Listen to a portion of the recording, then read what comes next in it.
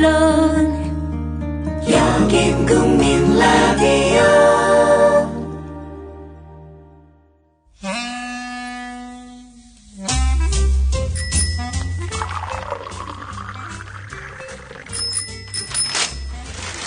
아침 신문 귀로 읽으세요. 김용민의 조간 브리핑. 경기 평택에서 일하는 국민TV 조합원 맹꽁이 신동주입니다. 요새 조합의 재정이 좋지 않다고 해서 후원도 하고 혹시나 광고 효과도 볼까 싶어서 광고 신청했습니다. 제가 하는 일은 건설 현장 크레인 대여입니다. 5톤 카고, 10톤 미니 크레인, 스카이 작업합니다. 주로 실내 작업하고요. 크레인 쓰실 분 불러주세요. 베테랑 기사가 달려갑니다. 평택 주변 당진, 둔포, 천안, 포승, 안성, 화성 지역입니다. 평택 평안크레인 전화번호는 010-7392-0300 010-7392-0300번입니다. 전화 주십시오. 기술과 신뢰 그리고 안전을 자부하는 크레인 맹꽁이 평안크레인입니다. 나이 들면서 몸에 좋다는 거 하나씩은 드시죠? 저는 새싹 땅콩차를 얼마 전부터 먹습니다. 바로 두 가지 성분 때문인데요. 그건 바로 새싹 땅콩에 들어있는 다량의 레스베라트롤과 아스파라긴산입니다. 레스베라트롤은 심장질환 예방, 세포 노화 방지, 각종 암의 개시, 촉진, 진행, 전 단계를 차단하는 화학적 암 예방 효능이 있음이 세계의 석학에 의해 네이처지와 사이언스지에 게재됐죠. 그리고 아스파라긴산이 콩나물에 10배 가까이 들어있어 술자리 좋아하는 제겐 필수 보충 성분이기 때문입니다. 두 가지 성분 때문일까요? 새싹 땅콩차를 마신 뒤부터 술 먹은 다음 날 숙취, 붓기가 훨씬 덜하고 불편했던 몸이 훨씬 편해졌습니다. 그리고 저만의 부작용인지 아침에 그게 우뚝 그리고 중요한 건 맛도 좋습니다. 속상한 일 많은 요즘 이런 때일수록 몸 생각하셔야죠. 술꾼에겐 필수, 속상한 당신의 몸엔 새싹 땅콩차. 구입문의 070-8635-1288 070-8635-1288 홈페이지는 한글전창걸.com으로 찾아오세요. 아휴, 더위와 밤샘 공부에 우리 아이가 하루 종일 피곤한가 봐요. 집에서 잘 때라도 편안하게 푹 잤으면 하는데.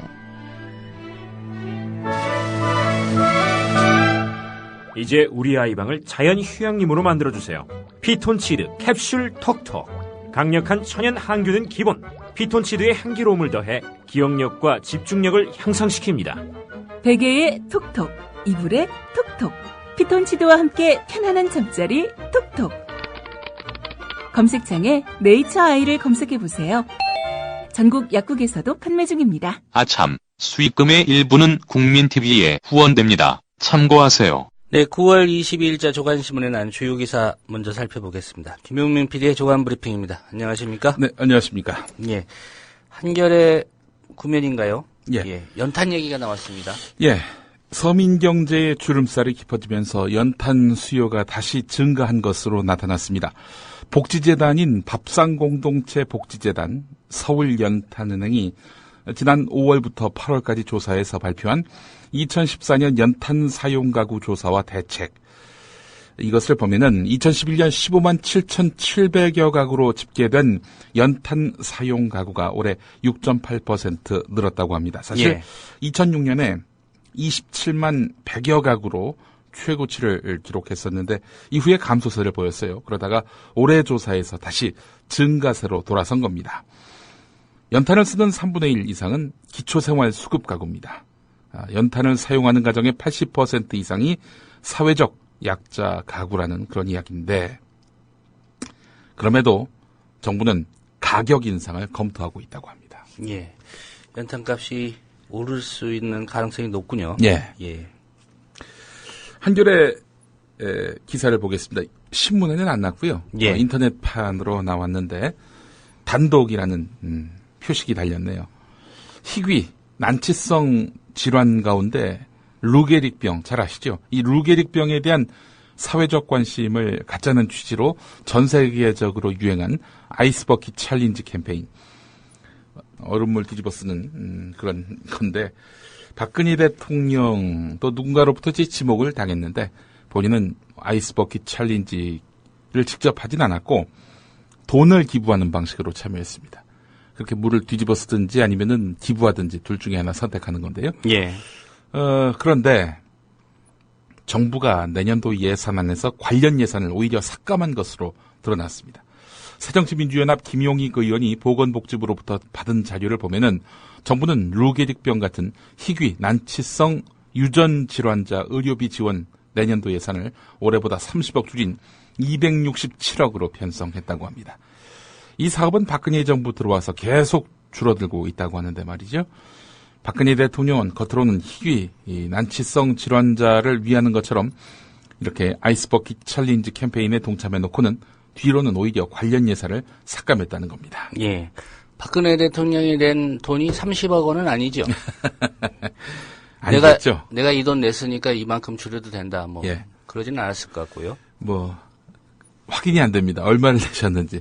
대통령이 통상 뭐 어디다 기부할 때는 금일봉 이렇게 표시하지 않습니까? 예. 30억 정도면은 뭐 어마어마한데 말이죠. 예. 경향신문 일면으로 가보겠습니다.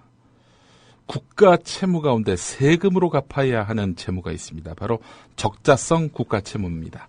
통상 국가 채무는 금융성 채무와 적자성 채무로 구분되는데요. 금융성 채무는 융자금이나 외화 자산 같은 채무에 대응하는 자산이 있기 때문에 돌려주기 위해서 별도의 돈을 따로 마련하지 않아도 되는 그런 채무를 말합니다. 예. 하지만 적자성 채무는 대응할 자산이 없기 때문에 갚을 자산이 없기 때문에 국민 세금으로 갚아야 하는 거지요. 현재 세대가 상환하지 못하면은 미래 세대가 갚아야 합니다. 자, 이런 적자성 국가 채무가 내년 사상 처음으로 300조를 넘어설 것으로 보인다는 겁니다. 예. 올해 282조 7천억을 기록할 것으로 보이는 적자성 국가 채무, 2015년에 300조를 넘어서고요. 2016년에는 349조 6천억, 2017년에는 378조 6천억, 그리고 2018년에는 400조 2천억에 달할 것으로 전망됐다는 겁니다. 지난해 정부 전망보다 더 빠른 속도로 악화되고 있는 겁니다. 하지만 정부는 다른 나라보다 양호하다 이렇게 진단하고 있습니다. 예. 2017년에 대선이 있고 2018년에 이제 정권이 바뀌는데 네. 예, 바뀌는 정권이 어쨌든 이 적자성 국가 채무를 400조를 네. 또 안게 되는 셈이 되는군요. 다 뒤집어 쓰게 되는 거죠. 예. 예. 서로 다 대통령 안 하려고 하는 거 아닌지 모르겠습니다. 자, 서울신문에 또 관련 기사가 있습니다. 근데 정부가요, 경기 부양을 구실로 공공기관의 빚을 늘려서 묻지마 투자를 단행할 계획이라서 논란이 됩니다. 빚을 늘려가지고 투자를 한다. 지금 이 시점에. 2018년이면은 400조가 되는데. 관련 기사가 이면에 있습니다. 공공기관 부채를 종잣돈 삼아서 투자를 늘릴 계획이란 건데요. 사실 기획재정부가 국회에 제출할 2014-2018 공공기관 중장기 재무관리 계획에 따르면 공공기관 부채는 올해 511조에서 2016년 526조로 15조 증가한다 이렇게 밝혔습니다. 자, 그런데 지난 4월에는요. 11조가 늘어난다고 제시했습니다. 몇 달 안 지났는데 11조가 15조가 된 겁니다. 예. 당초 계획보다도 4조가 불어난 건데 이거는 공공기관 운영기조가 부채 관리에서 투자 동료로 바뀌었기 때문입니다.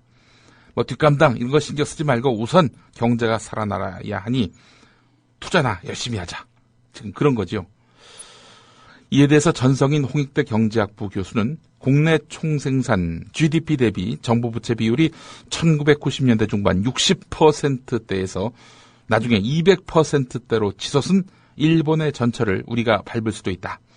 정부가 서민소득 증대에 더 많이 투자해서 내수를 살리는 동시에 법인세, 소득세 인상 같은 이런 재원 대책을 내놔야 한다. 법인세, 소득세, 이른바 부자 증세 이런 거 안 하면은 결국에는 어마어마한 정부 부채가 생겨날 수밖에 없다. 이런 이야기입니다. 예. 다음 소식으로 넘어가 보겠습니다. 이 동아일보 이른바 단독 보도인데요.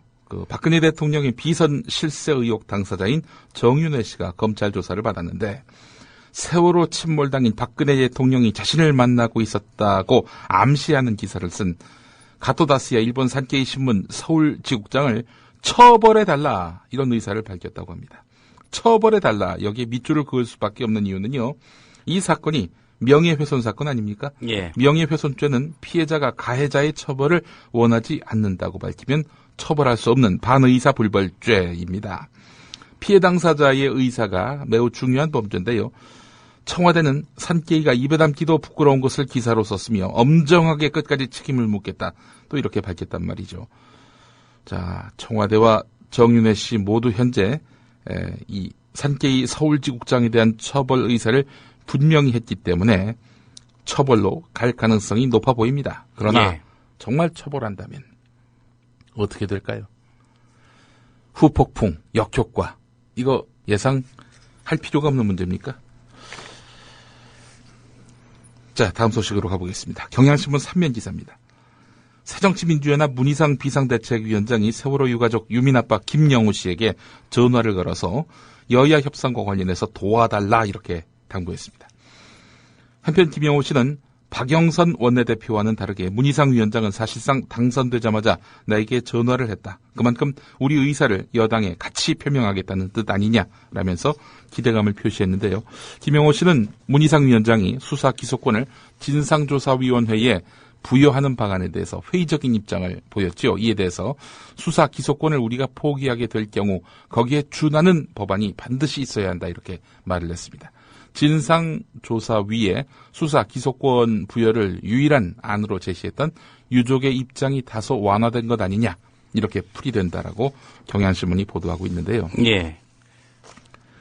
자, 근데 동아일보는 또 맥락이 달라 보여요. 제목만 보면 말입니다. 문희상 위원장이 세월호 특별법 처리와 관련해서는 수사권, 기소권 포기 이야기를 한 적이 없다 이렇게 말했다는 겁니다. 예. 포기한다는 말을 한 적은 없습니다. 없었죠. 제가, 예. 유족에게 양보를 도출해내겠다 이런 말은 있었지만은 수사권, 기소권 아예 언급조차 안 했습니다. 예. 그 텍스트만 보면은 문희상 위원장 말이 맞습니다.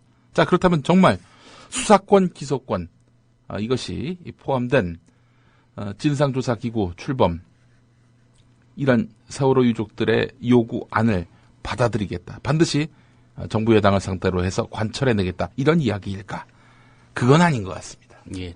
나중에 그러겠죠. 그 얘기도 한 적은 없다. 예. 세월호 유가족의 동의 내지는 양해와 대통령의 가이드라인이 조금씩 극복된다면 된다고 본다. 이렇게 말했다는 겁니다. 협상 과정에서 수사권, 기소권 우리가 양보할 수 있다. 이렇게 입장을 밝힌 것입니다. 예. 참 여당이 무서운가 봐요. 여당이 끝까지 반대하면 결국 백기를 드는 그런 수순을 그동안 쭉 보여오지 않았습니까? 자, 여당이 큰 벽으로 보이는 모양인데 대한민국 정부는 또 일본 정부가 큰 벽으로 보이는 모양입니다.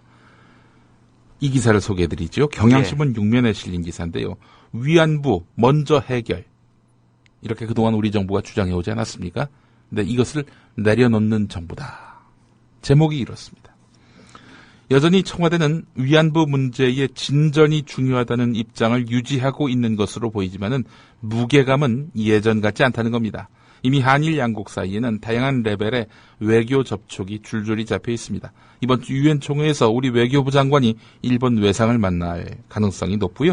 다음 달 초에는 박근혜 정부 들어서 처음으로 한일 차관급 전략 대화가 열리게 됩니다.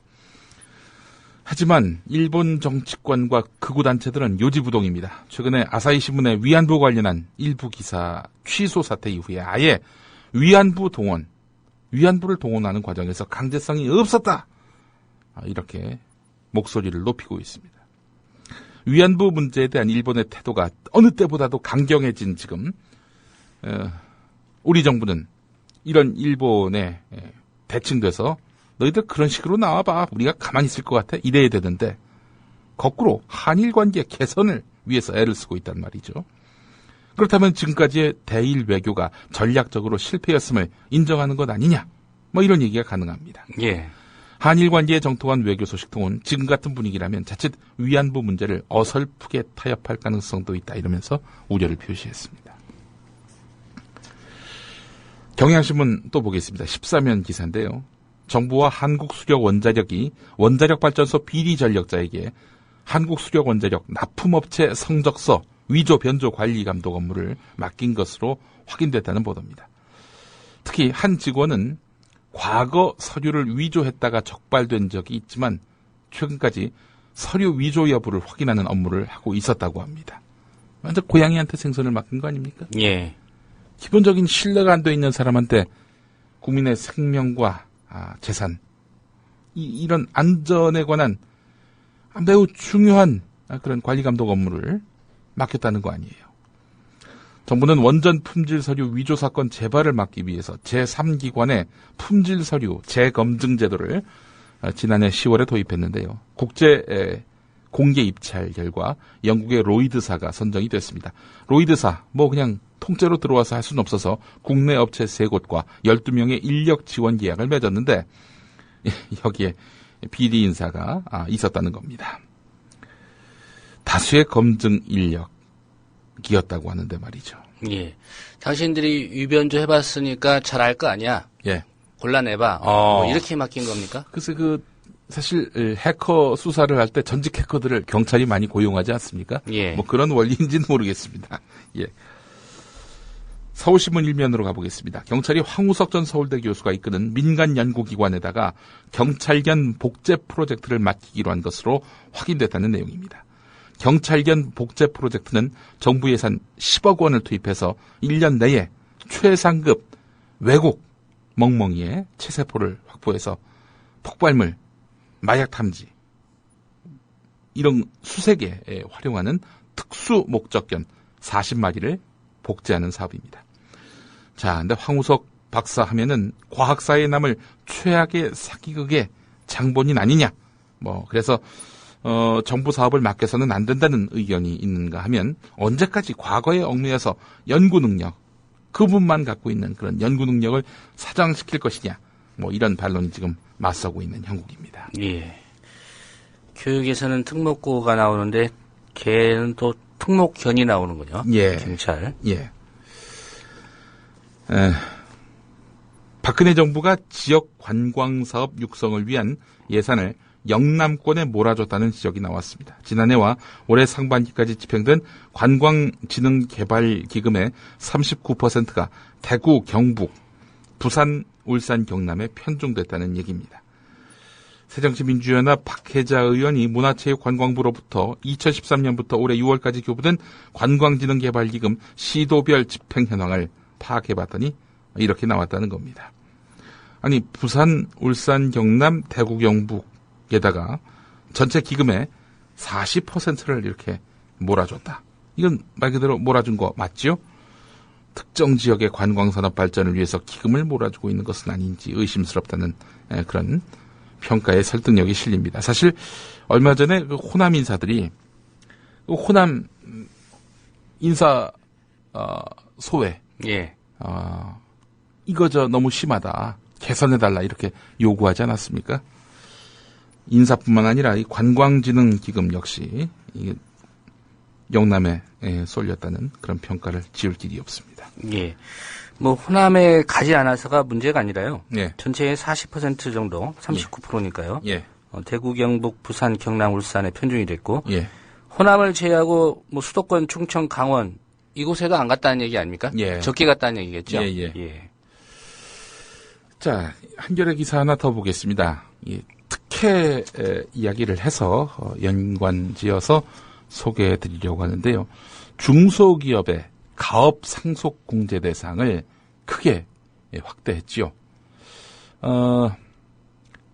이런 정부 세제 개편안이 나왔습니다. 이게 국회에서 통과되면은 누가 이득을 볼 것인가 따져보니까 이 박근혜 대통령 동생 박지만 씨가 이렇게 크게 혜택을 입을 것 같다는 그런 내용입니다.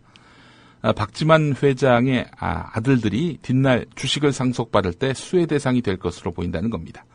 이 세제 개편안은 공제 대상을 넓혀서 기업의 특수관계인 지분 요건을 낮추고 상속인이 해당 기업에 2년 이상 종사해야 된다는 요건과 이긴 단독으로 상속해야 한다, 이런 요건을 폐지한 것이 특징입니다. 공교롭게도 세 가지 모두 그동안은 적용 대상이 되지 못하던 박지만 씨 아들들이 공제 혜택을 받을 수 있게 이렇게 걸림돌을 제거한 것이어서 이거죠. 맞춤형 특혜 아니냐. 이런 논란이 일 것으로 보인다는 겁니다. 가업 상속세제 개편 덕에 박지만 아들도 공제 혜택을 받게 됐다는 이 소식. 참 기가 막힙니다. 대통령을 가업으로 하는 거 아니냐. 뭐 박근혜 대통령을 둘러싸고 이런 말들이 많았는데 국가의 그 세제 혜택도 뭐 결국에는 가문을 위해서 이렇게 짜여진 거 아니냐라는 비판을 피할 길이 없을 것 같습니다. 동아일보에만 나와 있는 소식인데요. 예. 법원이 통합진보당 해산 심판 소식을 보도하면서 통합진보당 대변인 이야기만 8분 넘게 내보낸 JTBC 뉴스에 대해서 공정성을 갖추지 못했다. 이런 판단을 내렸다는 보도입니다. JTBC는 지난해 11월 5일 뉴스9에서 법무부의 통합진보당 해산 심판 청구 소식을 첫 번째 순서로 다룬 다음 김재현 통합진보당 대변인과 정당 해산 심판 청구에 비판적인 김종철 연세대 법학전문대학원 교수를 스튜디오에 출연시켜서 장시간 대담을 진행했는데요.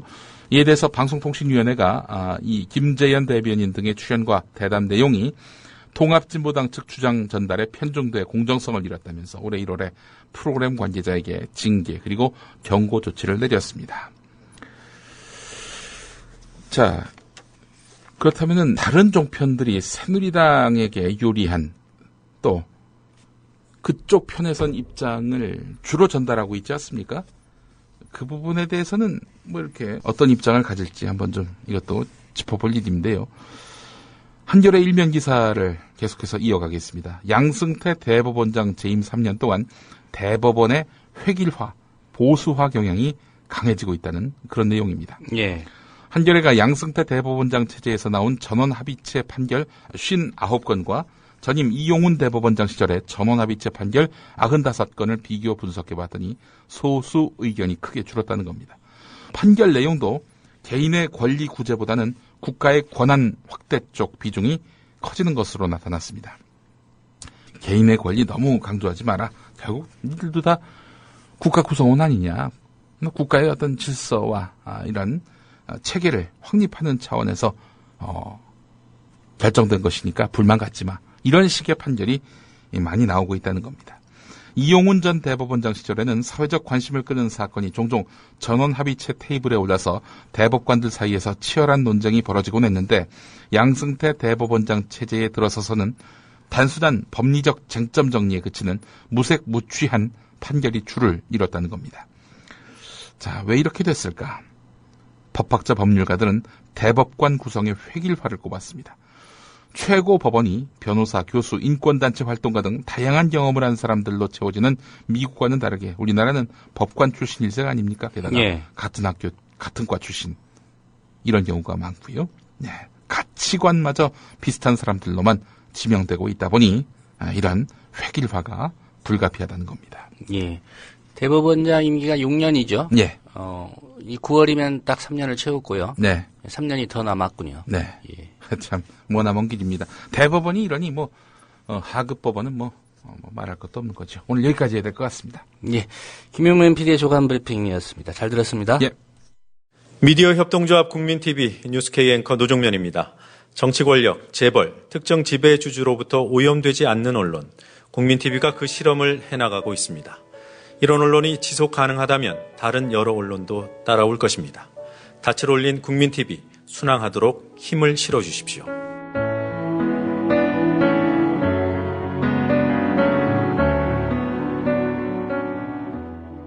월 11,000원의 조합비 납입. 조합원 여러분의 많은 동참을 바랍니다.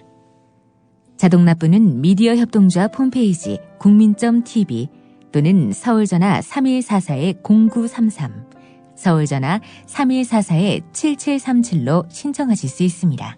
여러분에게 언론 혁명으로, 그래서 자부심으로 보답하겠습니다.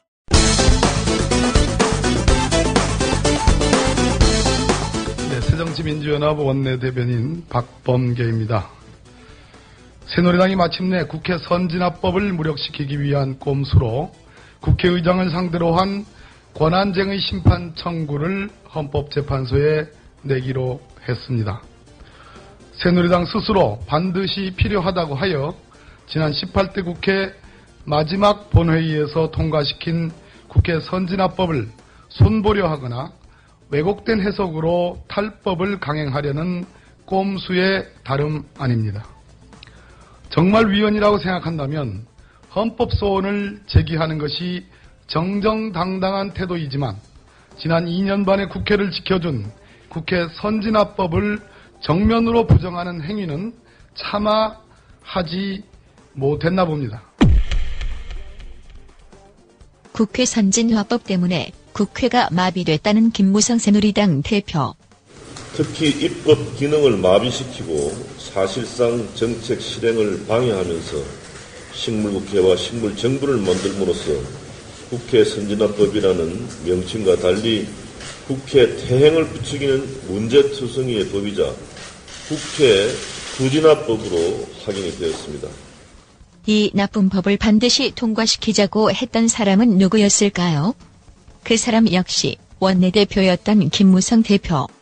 2011년 2월 21일 다수 여당의 일방 처리가 걱정이라면 합리적인 필리버스터제를 도입하고 의장의 직권 상정 요건을 강화하는 법안을 논의해 봅시다.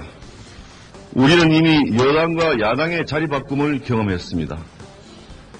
어려움이 무엇인지, 문제가 무엇인지 서로 너무나 잘 알고 있습니다.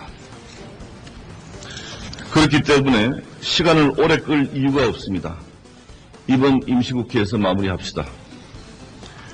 국민의 힘에 의해 개혁을 강요당하기 전에 우리 손으로 국회를 개혁합시다. 게다가 국회 선진화법 때문에 할 일을 못한다는 말은 황우여 직전 대표의 말로 반박할 수 있는 것. 올해 2월 4일 일부에서는 국회 선진화법으로 법안 처리가 효율성이 너무 떨어진다고 지적합니다. 일면에 옳은 말씀입니다. 그러나 살펴보니 국회 선진화법 시행 이후 박근혜 정부 첫 해인 2013년대 법률안만 676건이 의결 처리되었습니다. 역대 정권 첫 해인 매해 살펴보니 300건 정도가 처리된 데 비해서는 2배의 높은 효율성이었습니다. 폭력도 없어졌고 국회의 공복기도 따라서 없어졌습니다. 아직 난제들이 미제로 많이 남아있기는 하지만 국회 선진화법이 단순히 폭력 방지법이 아닐진데 협치의 묘미가 살아나면서 질적으로도 한 단계 높은 대타협의 결실이 나타날 것이고 이로써 국민 대통합의 길도 국회에서부터 열리게 되리라고 확신합니다. 다수결은 최후의 수단이고 협치로 정치를 해나가야 합니다. 경남 창원시 의회 정례회 개회식에서 의장의 인사말이 끝나는 순간 창원시 진해구 소속 김성일 의원이 안상수 시장에게 진해도 강제로 통합시켜놓고 야구장을 뺐느냐며 계란을 던집니다. 그 안상수 시장에게 계란을 던진 김성일 창원시 의원의 인터뷰.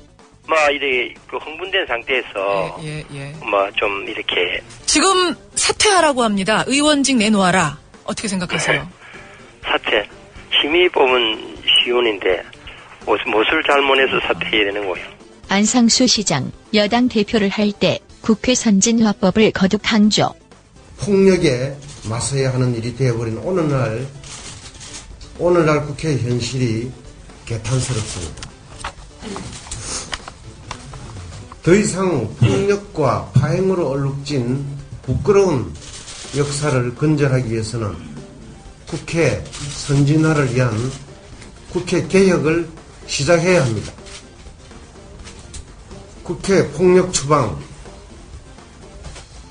등원과 국회 운영에 조건을 다는 행위를 건절하는 것, 예측 가능한 캘린더식 국회 운영 등을 담고 있는 국회 선진화법이 이미 국회에 한나라당이 제출해서 계류 중에 있습니다. 결론. 국회 선진화법을 없앨 게 아니라 창원시 의회에까지 확대해야 한다. 이거 아닐까?